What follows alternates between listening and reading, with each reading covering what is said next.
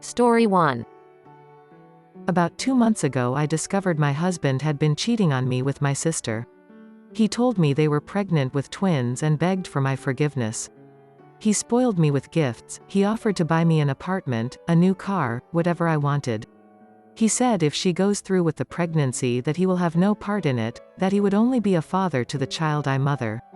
Up until last month I was ready to divorce him, I was ready to start a new life without him and my sister in it. I thought my missed periods were just due to stress until I felt my period symptoms but with no period in sight, so I took a pregnancy test. When I told him, he was ecstatic. He said it was a fresh start for us, that we can move on and focus on our child. He's already bought most of the stuff we need for the nursery, he's been looking at doulas and midwives in case I want a natural home birth, and different hospitals in and out of state seeing which one would be best for me if I decide not to. I can't afford a child on my own, he's been there for me financially since I was 20, I've never had to struggle on my own, I never went to college because I would never need to work with him in my life. I didn't even consider the possibility of him not in my life because I was so stupidly in love and arrogant. I got everything I wanted, I had a perfect family and a perfect husband, a perfect house, a perfect life. We had fertility issues and trying to conceive was a struggle. My pregnancy was supposed to be a blessing, but instead I'm wondering why now, why after all this? I've yearned for this for years and now it's happening, and I don't even know how I'm going to be able to put a roof over my baby's head if I leave him. Any advice would be greatly appreciated. Update. My pregnancy is high risk. I'll need lots of medical support during and after birth, and neither me nor my parents can afford that. Abortion is also illegal in my state. I'm aware there are ways, but to me it's not worth it, so if everyone could stop telling me to just get an abortion and leave, I would appreciate that. Joel's only promising me things on the terms I don't divorce him, so legally I'm not sure if I can take the apartment and medical care he's offered and divorce him. I have a meeting with a lawyer tomorrow to get a better understanding of what I can and can't do. I'm 14 weeks along, I definitely would not be able to get a divorce before my birth, and I don't want to be in between places with a newborn whilst recovering from birth. Joel, my husband, is 32, I'm 29, Amy, my sister, is 35. Hope that helps everyone understand my position and that my situation isn't as easy as just cut contact with him. Thanks. Update. I am planning to divorce him, but my pregnancy is very high risk. I will need lots of extra medical support with this pregnancy, and that is something I just cannot afford by myself at this stage of my pregnancy. Joel is willing to pay all my bills, but only if I stay with him. I want to wait until I'm more stable before I initiate anything. I'll get a job once I've recovered from my birth and after I've saved enough for an apartment in my own name. I refuse to let him buy me an apartment, I don't want him to have anything to hold over my head, and then I want to divorce. I'll likely get good support for me and my baby.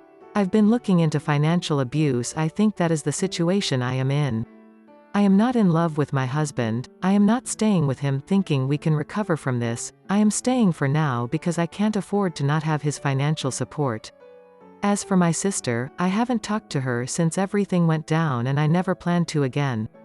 I'm not sure if her ex-husband knows the situation, and I'm not sure how to contact him to make sure he does know. He is a great person and I hope he isn't going to get mixed up into this mess. I feel bad for the twins too. It wasn't my decision to make Joel no contact with them. I tried to urge him out of it, telling him it's cruel, but he kept saying that he would only father a child I bore. I really did try to make him see how cruel it was, but he started to scare me, so I stopped trying to convince him. It's completely out of my control. As much as I hate him and my sister, I know it's not their fault. I love my niece and nephew and I'm sure I'd love the twins just as much. I'm sad I won't be able to see them, but that's just the way things go. If you think I'm a bad person for using Joel to my financial advantage, I really don't care, and I've already heard all the insults and names. Do not waste your energy calling me them. He shouldn't have my sister for 3 years on and off. That's all for now. I'll update if anything comes up. Thank you for all the good advice I've received. Update. A person on here brought a post to my attention that could very well be my husband. I am not sure if it is him, it could be a friend of ours, but it is not a troll. They know my name, my husband's name, and my sister's name. I've been staying with my parents with the past 2 nights, so I have not been able to talk to him besides texting or calling. I will try and confront him as soon as my dad gets back with the car. My opinion. I read it twice, so complicated it is. I can understand the commenters, who advise you to get an abortion, but it is not a solution for you. I don't know how I would act in that situation, but the best way seems to be staying with this man until you give a birth to the child. You may not talk to him, but receiving financial help from this man will be the best decision, if you need it and cannot afford it by yourself or with the help of your family. After you shall think what your next steps are. Receive a consultation from a lawyer to understand what you can get from a divorce. Will it be enough for you and your kid? There is also a possibility that you will forgive him, but I'm not too sure if those relationship will work. Story 2. I, 27 male, found out that my 26 female wife cheated on me with my father, 56 male, and got pregnant. My dad was a good guy when I grew up, however when I was about 12 years old my grandma died. He didn't take it too well and became a depressed alcoholic and was wasting all the money he got his hands on for booze and rum.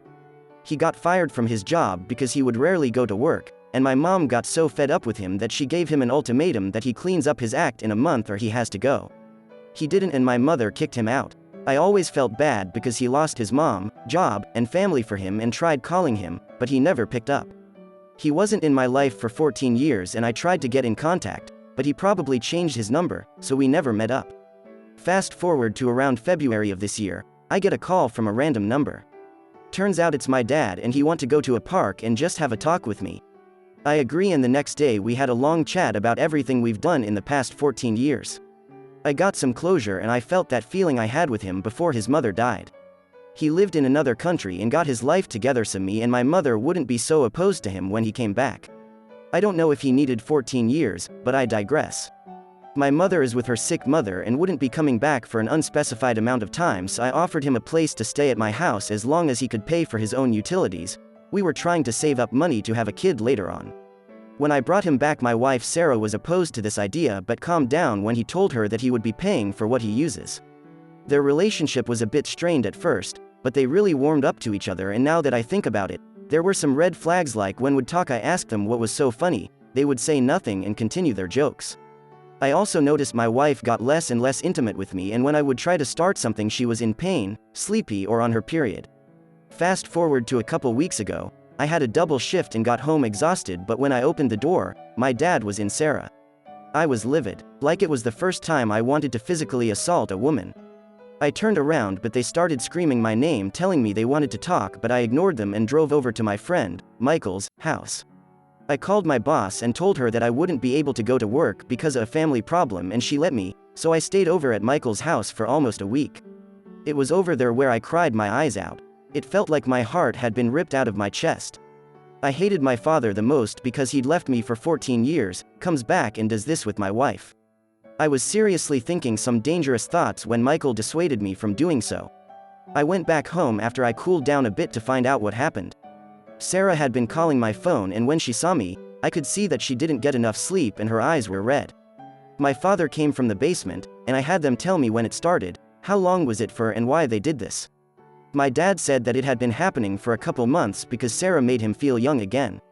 As he was spouting his talk Sarah was crying silently, holding her head, and whispering I'm sorry, I don't know what came over me. After he was finished making excuses, they dropped a bomb on me. Sarah was pregnant and he was probably the father. I was seething inside, and I seriously wanted to harm them both, but I managed to keep myself composed enough to ask what she wanted to do with the kid. Sarah wanted to keep the kid because our religion, Catholic, frowns upon abortion, which was funny to me, so I asked her if Catholicism frowns upon cheating, to which she silently sobbed again. My father said he wanted her to keep the child and give it an active father, in which he failed to give me.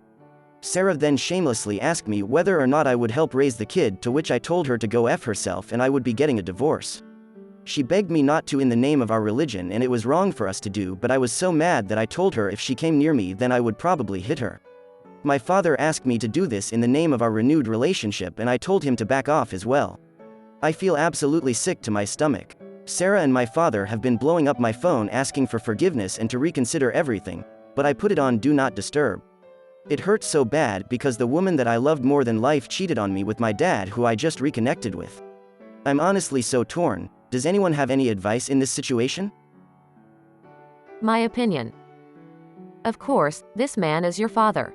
But after 14 years, well, I would say that he does not differ too much from a random man on the street. Letting him live in your house was, probably, not the best decision, but I will not judge you. What happened has happened. I don't think that keeping relationship with your wife is a good idea. She made her choice betraying you.